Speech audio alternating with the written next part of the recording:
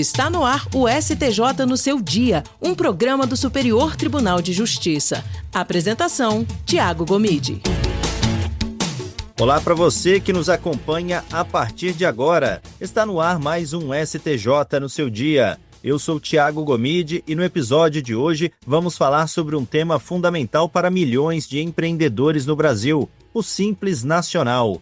Você sabia que o Superior Tribunal de Justiça tem formado entendimentos importantes sobre os limites, benefícios e obrigações desse regime tributário? Questões como a incidência de tributos, isenções fiscais e até a exigência de alvará para adesão ao Simples têm sido objeto de decisões que impactam diretamente a vida de micro e pequenas empresas em todo o país.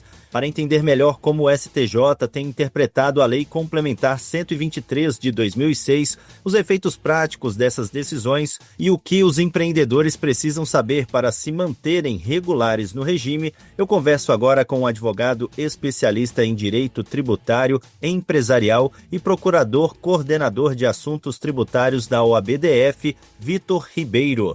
Seja muito bem-vindo ao STJ no seu dia. Olá, Tiago. Obrigado pelo convite, é uma honra estar aqui concedendo essa entrevista. Doutor, para começar então, explica para a gente como que a jurisprudência do STJ tem impactado aí a aplicação prática do Simples Nacional nas empresas de pequeno porte. O STJ tem como papel, unificar um entendimento que muitas vezes é dúbio de como aplicar a lei do Simples Nacional, que é a Lei Complementar 123 de 2006. Então, por exemplo, nós tivemos problema, por exemplo, com PERSE. Tem acumulação com PERSE com Simples? As gorjetas, elas entram na base de cálculo, por exemplo, do pagamento do Simples? A obrigação de pagamento de FGTS, como é que é feito isso dentro do Simples? Concessão de alvará, depende ou não a concessão do alvará para você entrar, optar pelo recolhimento pelo Simples Nacional?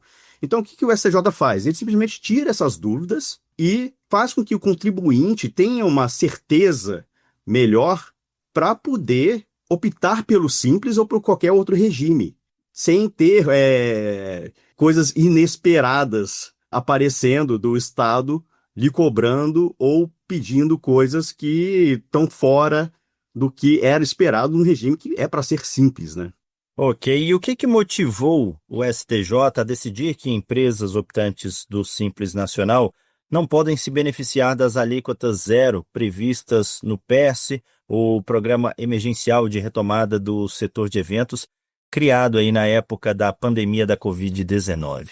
Bem, o motivo central foi uma interpretação dada de acordo com o artigo 24, parágrafo 1º da Lei Complementar 123, que veda essa acumulação de benefícios com o Simples Nacional, porque o Simples ele já é um benefício dado para um tipo de empresa ou um tipo de pessoa que não consegue recolher de uma forma mais justa, por assim dizer, no lucro presumido ou no lucro real. Então é um benefício fiscal. É um sistema fechado, então benefícios externos que reduzam o valor apurado no regime acabam não se aplicando.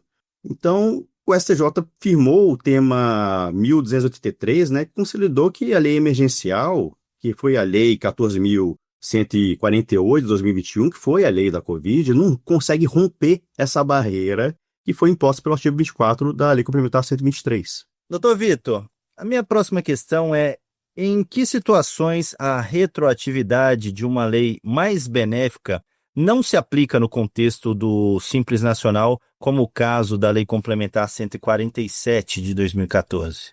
Bem, a questão da lei mais benéfica, ela não é só discutida no ponto tributário em relação ao Simples, ela é discutida em relação a outras coisas. Então, existe uma regra geral. Normalmente, quando há uma vedação expressa de uma lei que concede benefício para essa retroatividade, não é aplicado a essa retroatividade.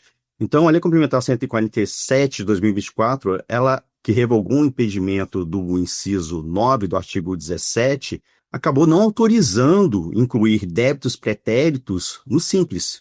E pela interpretação que o STJ deu, do artigo 106 da CTN, o STJ entendeu que esse artigo do Código Tributário Nacional não alcança mudanças de regime tributário nem fatores geradores já submetidos à proibição. Então, foi uma questão mais de interpretação de lei, ou seja, resumindo, se a lei que concede esse benefício pretérito proíbe essa retroação, então não é possível ter o aproveitamento desse benefício.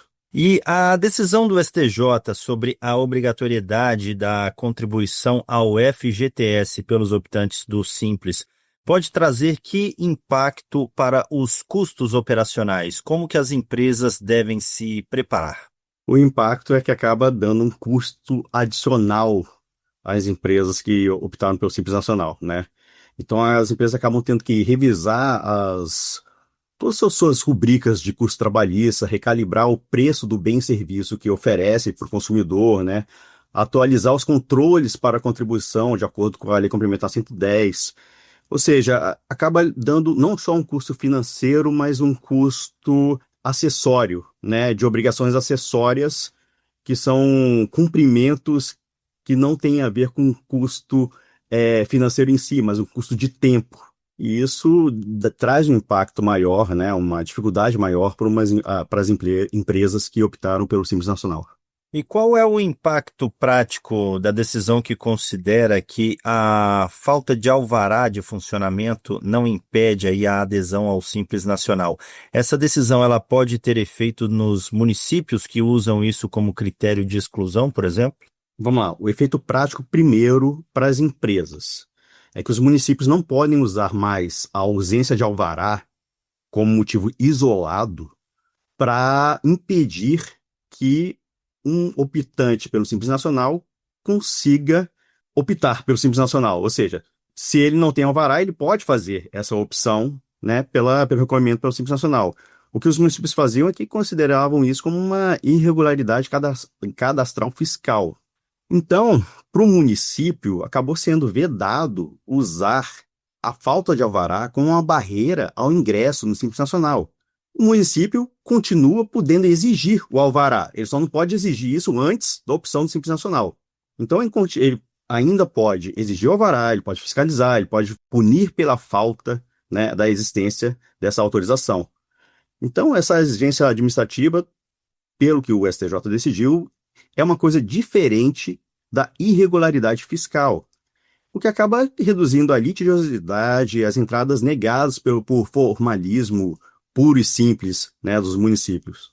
Outro ponto também analisado pelo STJ sobre o Simples Nacional, por que as gorjetas foram excluídas da base de cálculo do Simples Nacional? Essa exclusão, ela pode abrir margem para novas discussões sobre o que compõe a receita bruta? Esse é um assunto muito legal, né? Eu acho que esse assunto ele existe desde quando foi dada a lei dos 10% da gorjeta. Se a gorjeta compõe ou não compõe a base de cálculo da empresa que está oferecendo o serviço. Nesse caso, o STJ ele decidiu com base nos optantes do Simples Nacional.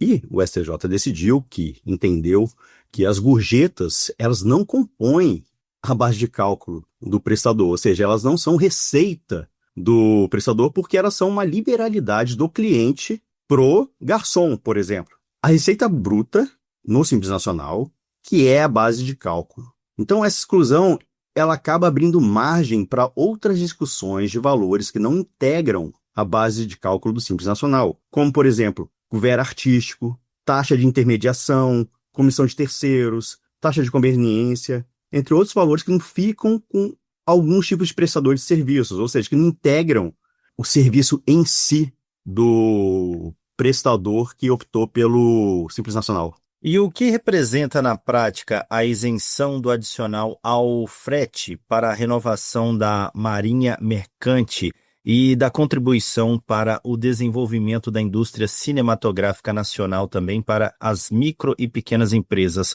Há outros tributos federais que podem ser questionados aí judicialmente com base nesse mesmo raciocínio?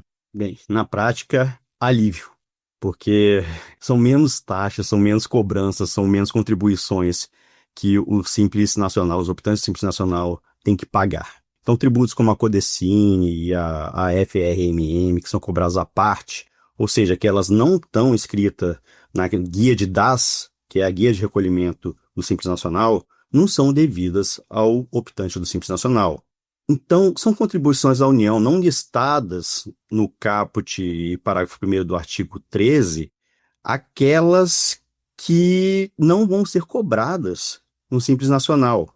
Né? Isso que foi o que o STJ decidiu. Essas contribuições não listadas, elas não podem ser cobradas no Simples Nacional porque elas têm uma outra natureza, que não coaduna com a cobrança em si, especificada na Lei Complementar 123. E essa isenção dá um sinal verde também para que tributarias possam mapear outras contribuições para fiscais que têm a mesma natureza, ou seja, que não estão incluídas dentro da obrigatoriedade do Simples Nacional, que não estão incluídas dentro das taxas e contribuições discriminadas na guia de DAS. Doutor Vitor, a súmula 425 aqui do STJ, ela impede a retenção de contribuição previdenciária de empresas do Simples, não é mesmo?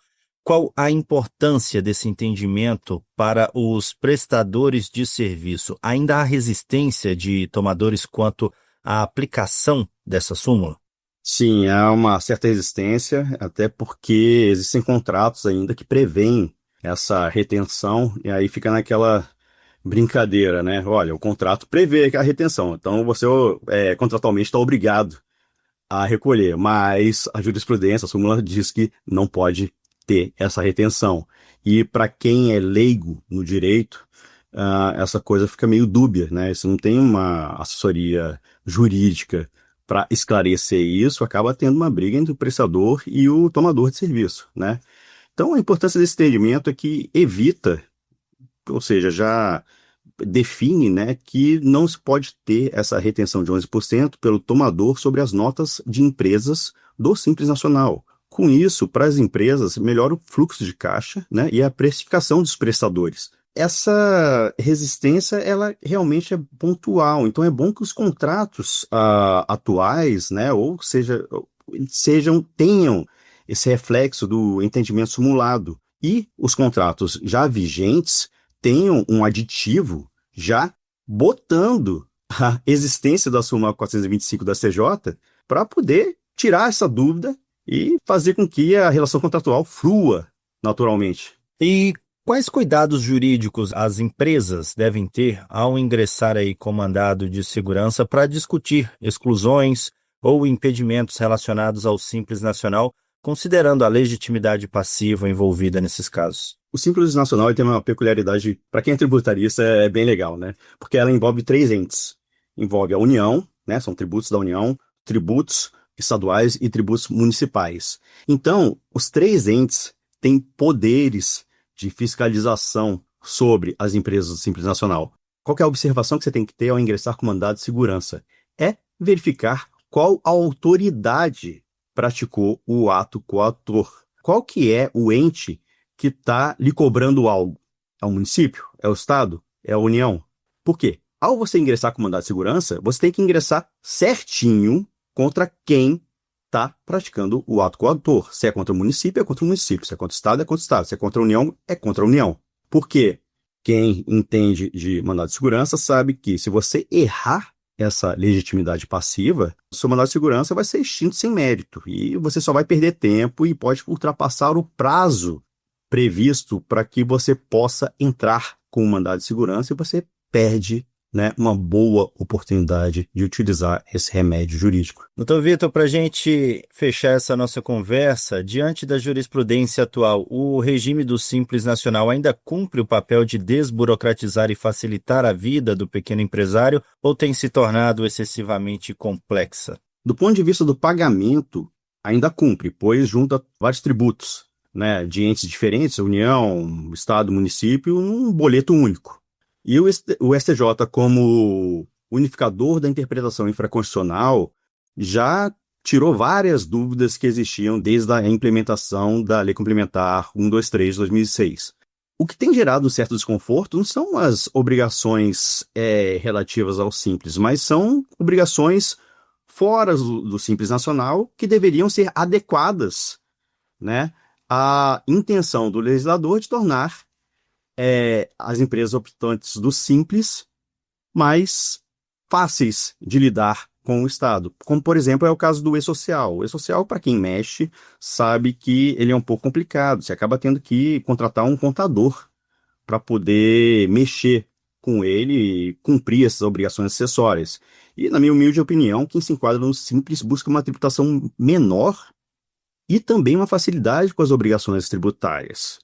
Ou seja, quem está entrando no Simples não quer saber o que a lei exige, o que a lei faz, simplesmente quer receber já praticamente um manual, uma instrução falando, paga isso, faz aquilo.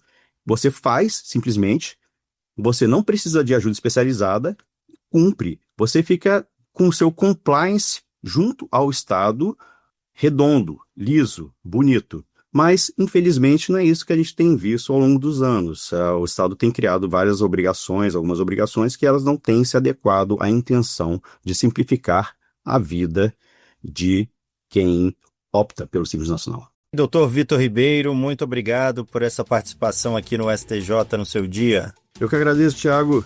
Uma honra novamente estar aqui e muito obrigado pela oportunidade. STJ no seu dia, um programa do Superior Tribunal de Justiça. E o STJ no seu dia vai ficando por aqui. Agradeço pela sua companhia, pela Rádio Justiça e também pelas plataformas digitais. O STJ no seu dia tem produção de Caio Baltazar, trabalhos técnicos de Roberto Glória, direção e coordenação geral de Daniele Lombardi. Até o próximo episódio. STJ no seu dia, um programa do Superior Tribunal de Justiça.